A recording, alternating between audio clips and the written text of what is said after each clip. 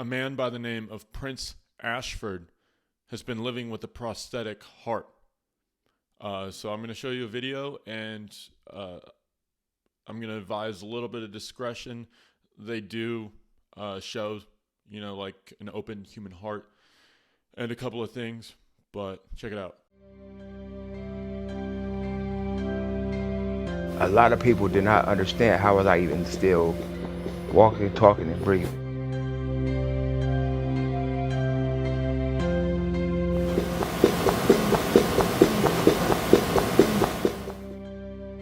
Prince Ashford's heart was double the size of a healthy heart. His lungs were congested with clots. He was 34 years old and about to die. His time had come. It was time to either kind of go big or go home in terms of trying to fix this problem. The problem, heart failure and lung failure.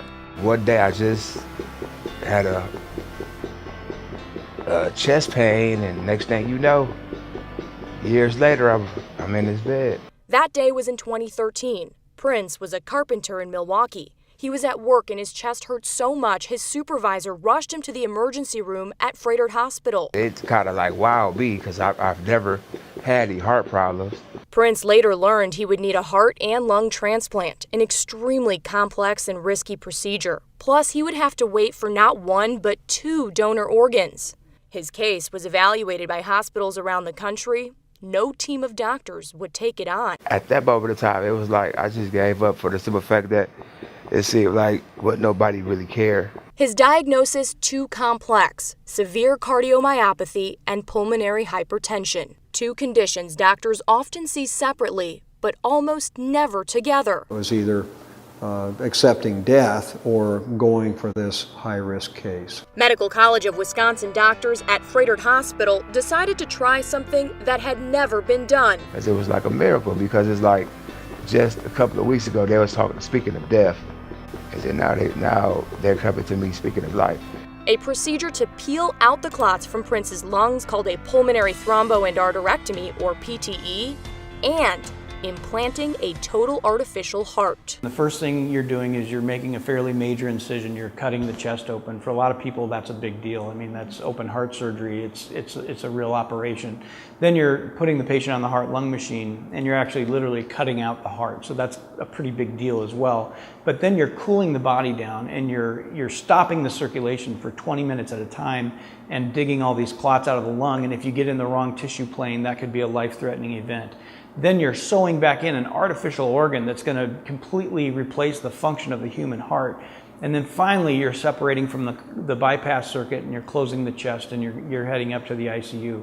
When you put all that together, I truly believe there is no more complicated or high-risk procedure that a human being can go through than that. Few centers in the world have the surgeons trained to do these procedures. Freighted Hospital does. Medical College of Wisconsin doctors Lyle and David Joyce, a father-son duo. We work together just like the right hand and the left hand. Dr. Lyle Joyce was on the team that implanted the first permanent artificial heart in 1982. Very few people at my level have a mentor who they operate with, who can teach them these things, and who has had the depth of experience that he has to be able to, offer that to their patients as well. The Joyces gave Prince hope. I'm like, hey, we go fight it out. With Prince's blessing, the team got to work. Everybody that was going to be touching that patient sat in a conference room. We pulled up pictures, we looked at all the different scenarios, and we walked through the operation. We lived that operation step for step. The surgery was on October 20th, 2017. After roughly 6 hours in the operating room, Prince had a new total artificial heart and healthy lungs. I believe that Dr. Joyce's and the whole cardiologist team gave me a second birthday. Thanks to the PTE, Prince no longer needs a lung transplant, and the total artificial heart will keep him alive until he can get a heart transplant. But it feels like a machine pumping in your chest. The drive lines come out right under the rib cage on the left side here, and it's a hose that just connects to the 2 hoses that connect to the pump. The total artificial heart is powered by a machine called the Freedom Driver. The Freedom Driver goes everywhere Prince goes, in a bag or backpack. The immediate goal is to get him out of the hospital on the Freedom Driver and let him get back to normal life again. The complexity of Prince's case requires a dedicated team of specially trained staff in the cardiovascular intensive care unit. They provide constant supervision.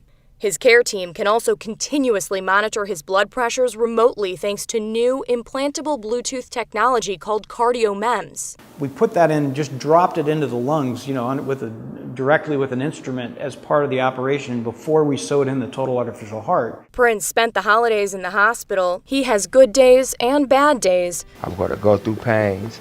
I'm going to go through aches, soreness, but that all comes with it. But he is grateful for each new day. I feel a whole lot better. You know what I'm saying? It's smiling and trying to find a baby. Hey, now, how's your boy? Yeah, stay in the hospital, though. Still doing it. Y'all see, yeah. And ready for whatever comes next in his journey to... So, as many of you already know, Texas, the bill that they passed, which is the most restrictive abortion access bill, went into effect as of the 1st of this month. Now, this video, that explains why this heartbeat bill is completely illegitimate. Because there have been many people who have lived with heart transplants. Now, many of them might have not lived super long. Obviously, as technology advances, so is the longevity of these transplants. However, something that Texas probably doesn't want you to know, although you can just look it the fuck up on Google, is that the brain doesn't even begin to develop until 7 weeks after conception. There has never been a brain transplant. You can't live without a fucking brain. Although plenty of these Texas Republicans live with pretty small brains, if you ask me. But then again, I'm no stalker. I don't have access to their medical and psychological records. So another thing that this bill did was it made it even difficult for people to render aid to a woman who wants to get an abortion before 6 weeks of pregnancy. People from out of state can fucking sue you for getting an abortion within those 6 weeks. People from out of state can sue you for rendering aid to a woman who gets an abortion. People from out of state can sue you if you're an Uber driver who drives the woman to get an abortion as it's your fucking job. Excuse me? What about that pull yourself up by your fucking bootstrap mentality that Republicans always argue over? Dude, no fucking socialist that I've ever met thinks that they shouldn't have to work hard. Now, I believe everybody agrees that we should be properly compensated for our work. Everybody that I know believes that the minimum wage should be a living wage. Now, here in Lubbock, it's way cheaper to get a house, to pay your rent, and therefore businesses are going to pay less. It's a poor city. Austin's very expensive. You know, even for a small ass apartment, I'm looking at paying at least $1,000. Whereas over here, I've got a place with tons of great amenities. And it only cost me $600 a fucking month. Now, another thing is, and I do get flack for it from time to time, I've constantly mentioned that I would not be against the idea of voting for a progressive that is pro-life. Now, I don't ever want to see them pass something this restrictive. But the reason I say that is, well, I think a lot of people think abortion is gross. I don't think it should be fucking necessary. And that's the point.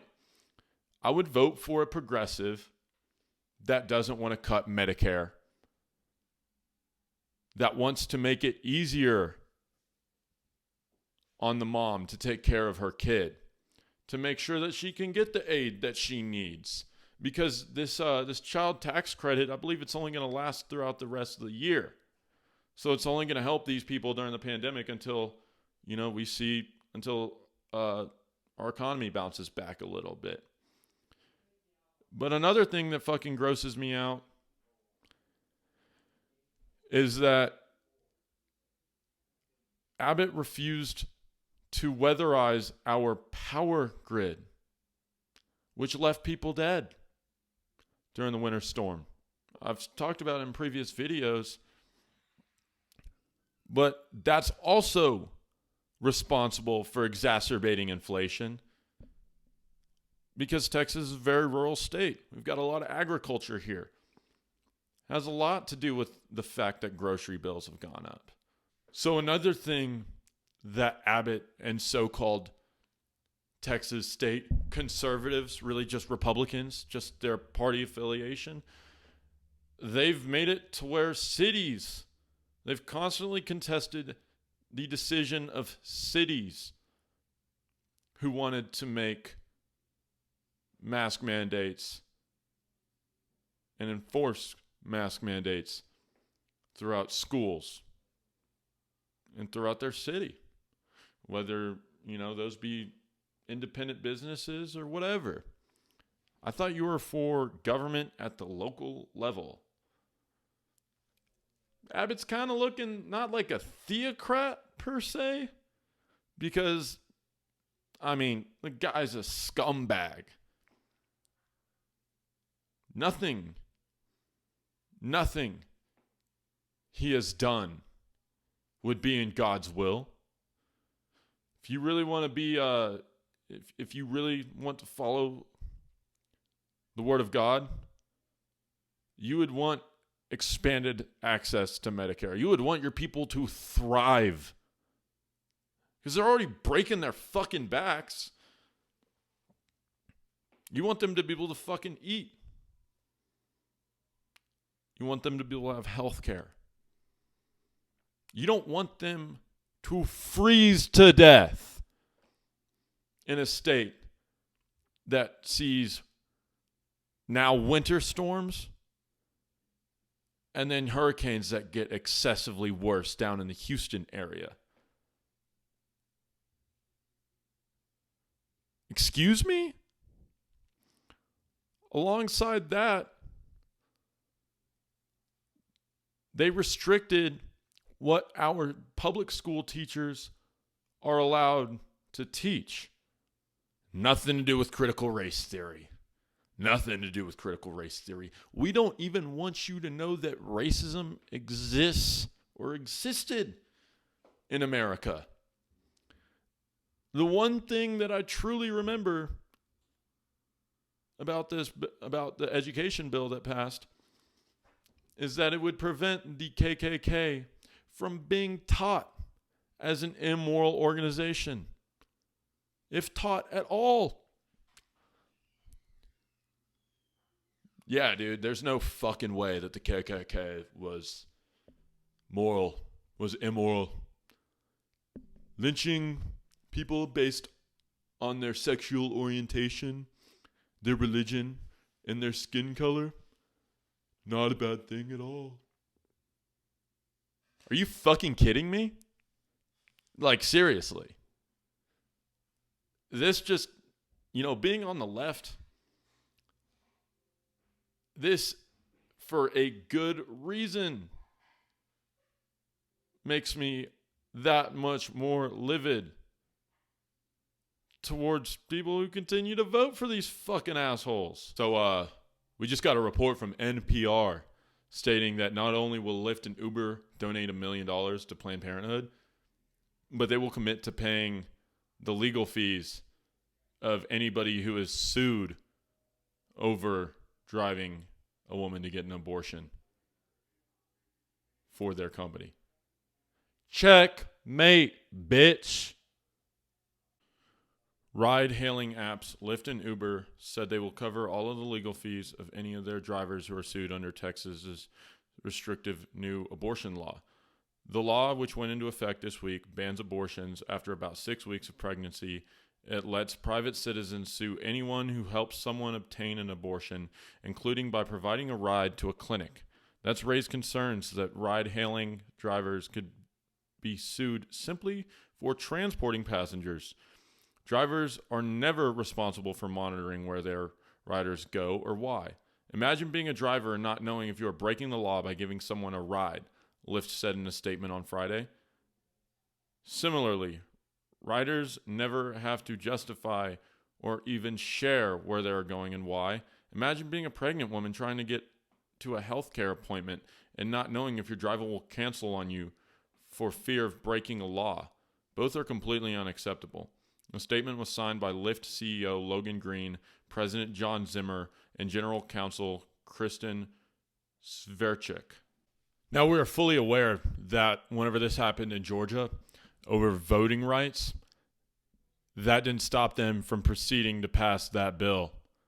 Even the companies like Coca-Cola and even the MLB, who decided to move their All-Star game from Atlanta. This is going to be a very proving time to see what Texas state legislature wants to do. Another thing is, some of these far-right activist groups, they're going to put up legal defense.